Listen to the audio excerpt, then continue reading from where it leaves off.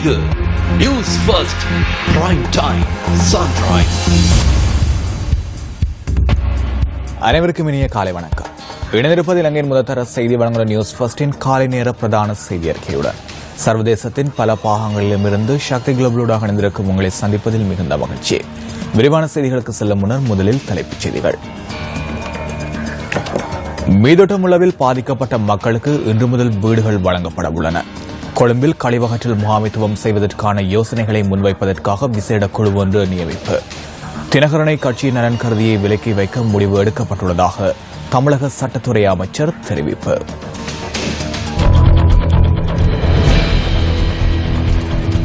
தொடர்வது விரிவான செய்திகள். மீதொட்டமுள்ள குப்பைமேட்டின் ஒரு பகுதி சரிந்து வீழ்ந்ததால் இடம்பெயர்ந்துள்ள மக்களுக்கு இன்று முதல் வீடுகள் வழங்கப்பட உள்ளன. இதற்கென கொழும்பு சாலமுள்ள பகுதியில் நிர்மாணிக்கப்பட்டுள்ள 65 வீடுகள் ஒதுக்கப்பட்டுள்ளதாக நகர அபிவிருத்தி அதிகார சபையின் தலைவர் ஜெகத் முனசிங்க தெரிவித்தார். முன்னுரிமை அடிப்படையில் இந்த வீடுகள் வழங்கப்பட உள்ளதாகவும் அதிகார சபையின் தலைவர் மேலும் குறிப்பிட்டார். குப்பைமேடு சரிவினால் பாதிக்கப்பட்டுள்ள 98 குடும்பங்களுக்கு வீடுகள் தேவைப்படுகின்றமை அடையாளம் காணப்பட்டுள்ளதாகவும் அவர் தெரிவித்தார். இதேவேளை புதிதாக வீடுகள் வழங்கப்படுகின்ற சகல குடும்பங்களுக்கும் வீட்டு தளபாடங்களை கொள்வனவு செய்வதற்காக 2,50,000 ரூபாய் வழங்கப்பட உள்ளதாக அனர்த்த முகாமைத்துவ அமைச்சர் அனுர பிரியதர்ஷினி யாப்பா தெரிவித்துள்ளார். குப்பைமேடு சரிவினால் பாதிக்கப்பட்ட குடும்பங்களில் உள்ள பிள்ளைகளுக்கு தேவையான புத்தகங்கள் மற்றும் பாடசாலை உபகரணங்களை வழங்குவதற்கும் நடவடிக்கை மேற்கொள்ளப்பட்டுள்ளது. அத்துடன் குப்பைமேடு சரிவினால் காணாமல் போனவர்களை தேடும் பணிகள் தொடர்ந்து முன்னெடுக்கப்பட்டு வருகின்றன. இதன் அடிப்படையில் இதுவரை 32 பேரின் சடலங்கள் மீட்கப்பட்டுள்ளன. முப்படையினர் மற்றும் போலீஸ் விசேட அதிரடி படையினர் இணைந்து மீட்புப் பணிகளை முன்னெடுப்பதாக இராணுவ பேச்சாளர் பிரிகேடியர் ரோஷார் சினவிரத்ன தெரிவித்தார்.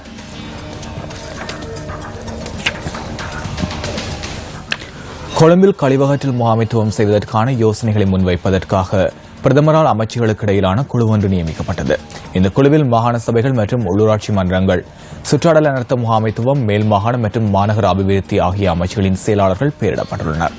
30 நாட்களுக்குள் கழிவகற்றல் முகாமைத்துவதற்கான அறிக்கையை சமர்ப்பிக்குமாறு பிரதமர் இந்த குழுவிற்கு அறிவித்துள்ளதாக மாகாண சபைகள் மற்றும் உள்ளூராட்சி மன்றங்களின் அமைச்சின் செயலாளர் கமல் பத்மஸ்ரீ குறிப்பிட்டார்.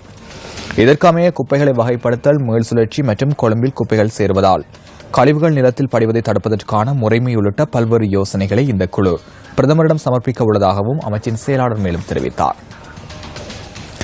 இது தொடர்பான அறிக்கை பிரதமரிடம் சமர்ப்பிக்கப்பட்ட பின்னர் அது தொடர்பில் இறுதி தீர்மானம் எடுக்கப்பட உள்ளதாக மாகாண சபைகள் மற்றும் உள்ளூராட்சி மன்றங்களின் அமைச்சின் செயலாளர் கமல் பத்மஸ்ரீ மேலும் தெரிவித்தார். தமிழகத்தில் கைது செய்யப்பட்ட இலங்கை மீனவர்களுள் 7 பேரும் விடுதலை செய்யப்பட்டுள்ளனர்.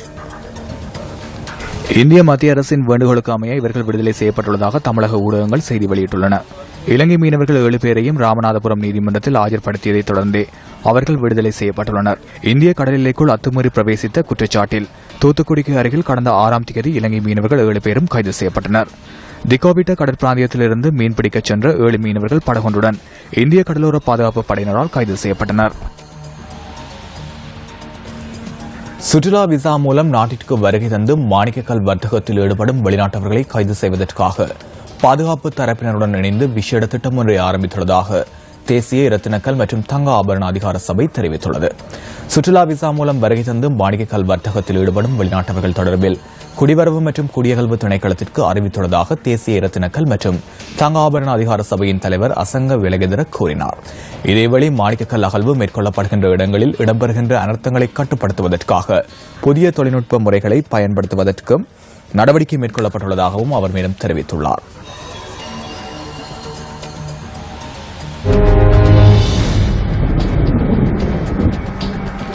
நாட்டில் நிலவும் இன்றைய வானிலை தொடர்பான தகவலுடன் இணைந்து கொள்கின்றார் வளிமண்டலவியல் திணைக்களத்தின் வானிலை அதிகாரி முகமது சாலிஹின். நாட்டின் வட அரை பிராந்தியத்தில் மணித்தியாலத்துக்கு 40 கிலோமீட்டரிலும் அதிகரித்த வேகத்தில் அடிக்கடி சற்று பலத்த காற்று வீசக்கூடும். நாட்டின் பெரும்பாலான மாகாணங்களில் சீரான வானிலை நிலவக்கூடும். கடல் பிராந்தியங்களை பொறுத்தவரையில் நாட்டை சூழவுள்ள கடல் பிராந்தியங்களிலும் சீரான வானிலையே காணப்படும். காற்று மணித்தியாலத்துக்கு 30 முதல் 40 கிலோமீட்டர் வேகத்தில் மேற்கு திசையிலிருந்து தென்மேற்கு திசையை நோக்கி வீசும்.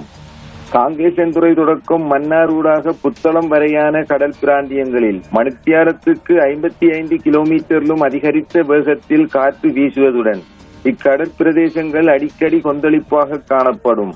இதேவேளை மாத்தறை தொடக்கம் அம்மாந்தோட்டை ஊடாக மட்டக்களப்பு வரையான கடல் பிராந்தியங்களில் மணித்தியாலத்துக்கு 50 கிலோமீட்டரிலும் அதிகரித்த வேகத்தில் காற்று வீசுவதுடன் குறிப்பிட்ட கடல் பிரதேசங்கள் இடைக்கிடையே சற்று கொந்தளிப்பான நிலையிலும் காணப்படும். நுவரெலியா வசந்த காலத்தை முன்னிட்டு விக்டோரியா பூங்காவில் மலர் கண்காட்சி இடம்பெற்று வருகின்றது. அந்த வர்ணமயமான காட்சிகளுடன் இன்றைய தினத்திற்கான காலை நேர பிரதான செய்தி அறிக்கை நிறைவடைகின்றது. தொடர்ந்து மனிதர்கள் சக்தி தொலைக்காட்சி வழங்கும் குட் மார்னிங் ஸ்ரீலங்கா நிகழ்ச்சியுடன் வணக்கம்.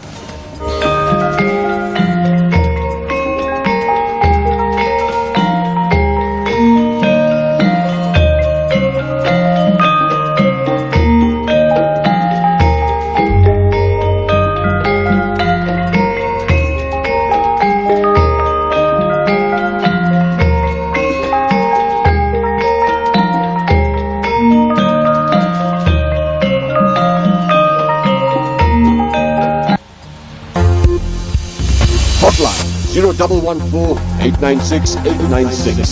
www.newsfirst.lk. Feedback at newsfirst.lk.